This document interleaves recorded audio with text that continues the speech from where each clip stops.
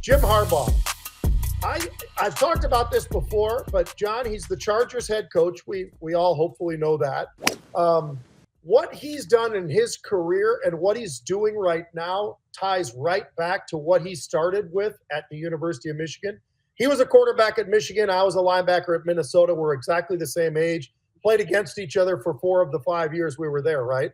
I mean, I always disliked him because he was the opponent. He's the Michigan quarterback. Of course, I'm going to hate the guy's guts and I want to take his head off. But all of that, how about this, John? So his first coaching thing that he decided to jump onto was University of San Diego. He took over the team. They weren't all that good. He goes 7-4, then he goes 11-1 and 11-1. He goes to Stanford. He's 2010. He 12 wins at Stanford, John. That doesn't happen very often. And here he is. Never. He just basically had been there a very short period of time, and he goes 12-1. And then he goes to the 49ers. All he does is go 13-3. He had a record of 44-19. I'd say that's pretty damn good. Then he goes to Michigan. He's 86-25 at Michigan. Goes 12-0 for the national title, right? I mean, I'll tell you what, everything you see, what he's done. How did he do it at the Chargers? Well, they fired their coach, which means they probably weren't doing very well. He gets hired. All they did is go 11-6. I mean, everything the guy has done and everywhere he's been. And this year, I bet you people don't think much of the Chargers right now, but they should. And here's why I say that. He is building what he has done in the past, and he's doing it with the Chargers. He just had a signing just this weekend, John, and he brought in Tyler Conklin, another tight end. Sounds a little like Michigan, right? Because they like to put 3 and 4 tight ends on the football field. Bo Schembechler did that. Who was coach when Jim was there? Bo Schembechler. So everywhere he's gone, he's done that same thing. And I'll tell you what, John, you know who they signed? Najee Harris, the big kid from Pittsburgh, who all he's done is he's played every game he's been since he's been a pro. I think it's his 4th or 5th year. He's 27 years old, 6'1", 240 pounds. Sounds like a running back up in Philadelphia to me. Got a lot of speed, got a hell of a lot of size, 240 pounds. When you got 225-pound linebackers in the NFL and you have a 240-pound running back coming at him with Joe Alt at one side and another massive tackle on the other side and sprinkle in a few more tight ends out there, I got a feeling that they might have a better record than last year. And, here's something I'll just throw out to you. As a quarterback, Jim Harbaugh was. Herbert, we never talked much about him last year, John. How about this? And including me, he had 23 touchdowns. That's not a lot because they're running the football, right? 23 touchdowns passing. You know how many interceptions he had? 3. Damn. 3. This is a guy throwing the ball a fair amount, but less because he's, they're running the ball. He has 3 interceptions, 66% completion. I'll tell you what, he will be a happy camper if, the running game works the way it will with this running back that they've got. This is going to be a team that I would say right now, and I should have done it when you and I were out in Vegas, John, we maybe should have dropped something down on the Chargers to see about the possibility of maybe a Super Bowl run. Because I'll tell you what, I know Baltimore's great. I know Buffalo's great, Kansas City, all the rest of them. The Chargers have a shot with what they're doing in the offseason, and they've got every single draft pick that they can have, they have, and they've made trades to have even more. They are going to be a really interesting team in the AFC, I think. Well, Pete, they added a big offensive lineman, to your point, Andre James. He's from your Raiders, so I'm sure Pete Carroll's going to miss him, but, that's the way it goes with free agency. He's a young guy, too, Pete. He's only 27 years old. Big beast. Start at UCLA, 89 games of experience. So this is a big-time stud. I think a great signing. Yep. Deshaun Phillips, they got him from the Texans, I think, Pete. This is a good kid. He's a 28-year-old linebacker. He likes to hit, sort of like that guy Weeks. He likes to hit, good acceleration. And, for some backup quarterback, they get Tyler Henke.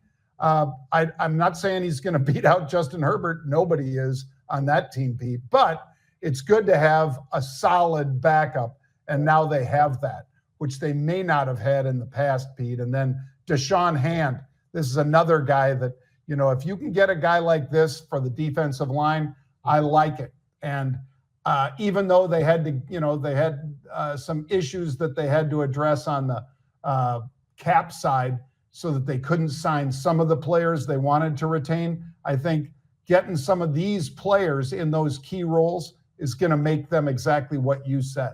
Yeah. Yeah. And one of the Bosa brothers, to your point, is why they had to get rid of him. It's just from a cost standpoint, he's getting older. He's still a great football player. We all know that. But, sometimes you got to have, the room on there to bring in the guys that you think are going to make the difference to get you to that next level. And I think that's what they're doing there.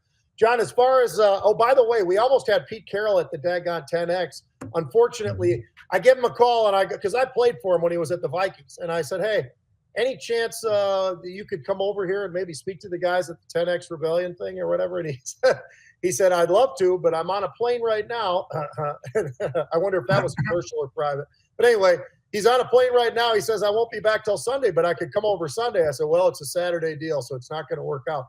But that would have been fun, wouldn't it? I mean, to have Pete Carroll kind of to come on by and kind of kick around a few things and all. Pete's a wonderful guy and a hell of a coach. All right, John. Next up. Yep. We are sitting here in March Madness, right? Mm-hmm. By the way, it was a little bit quiet, I thought, in some of the casinos, quite frankly. And I think when I talked to people, one of the excuses they gave me was, look, this has become such a big deal with betting online that you lose a lot of the people that normally would be going to Vegas to have a great time and do this. And if they're trying to hold on to a little bit more money, John, maybe they just avoid the hotel and the flight and everything else, and they do it from home. So I did notice it felt a little bit lighter, I thought, in Vegas than I would have expected. But one thing's for sure, these guys that do these brackets and the people that actually select the teams, here's what I was looking at. You've got Duke number one. They haven't even shown any signs of anybody getting close to them right now, John. They won 93-49 against St. Mary's, 89-66 against a really good Baylor team. Then you've got Auburn. They look pretty damn good. Then you've got Florida. They look pretty great. I wouldn't be shocked at all if, when it's all done, by the way, Houston is another one. I mean, I think they got all the number ones exactly right. That doesn't oftentimes happen. But I think this time they got the right teams in the right spot. And it would probably be a miracle, but it would be pretty interesting if you got ones against ones in the semis before you get to the finals. That would be pretty damn cool because it would be great to see if they could get there. I'll tell you what, Houston did get a little scare from Gonzaga. Gonzaga is just one of those teams that always seems to be somewhere in that tournament. And they might not win it, probably aren't going to win it, but they're one of those teams that sort of gets that good fight and they hang around and hang around and hang around. Houston actually got rid of them, which was pretty good for Houston because they needed to do that. But isn't it amazing how they got this so right already where we are right now, where you've got 4 number ones still standing? Yeah. I mean, I love the underdogs and I like some of the favorites. I mean, Pete and I last week, we had St. John's. They were a 18-point favorite and they crushed University of Nebraska Omaha by a lot more than 18 points. So we're not just patting ourselves on the back. We're saying, some of these games are better than just picking underdogs against the number one.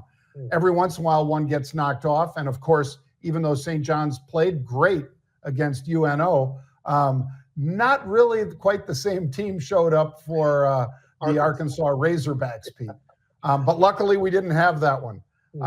But I noted this, Pete, 3.7 million people come to Vegas. They came last year for March Madness, but remember, it gets heavier and heavier as you get into the Elite Eight, Final Four, and all that stuff. So look for next week to be much heavier traffic in Vegas. That's my prediction. Yep. And I'll throw you out one, Pete, one more bet for you guys, those of you who want. I'm going to take the Lakers over the Magic tonight.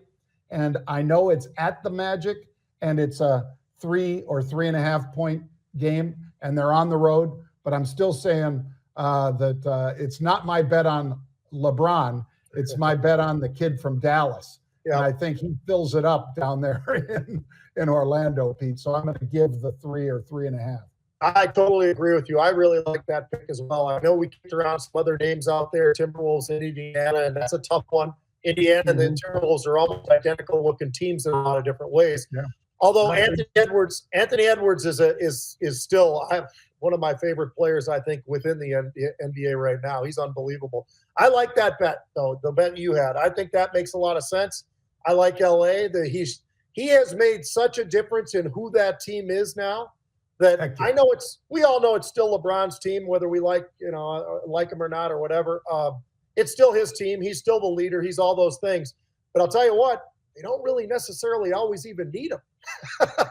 Right. Because there's a new sheriff in town, and that new sheriff is playing pretty damn good. I mean, some of those no-look passes that he does, and he's already doing it right now, pretty unbelievable, John. And I think as good as the Magic may be, I think the Lakers actually probably have a good opportunity to put that thing more than 3 points, more than 4. I'm going to say this. They might beat them by 10. So I like the Lakers a lot.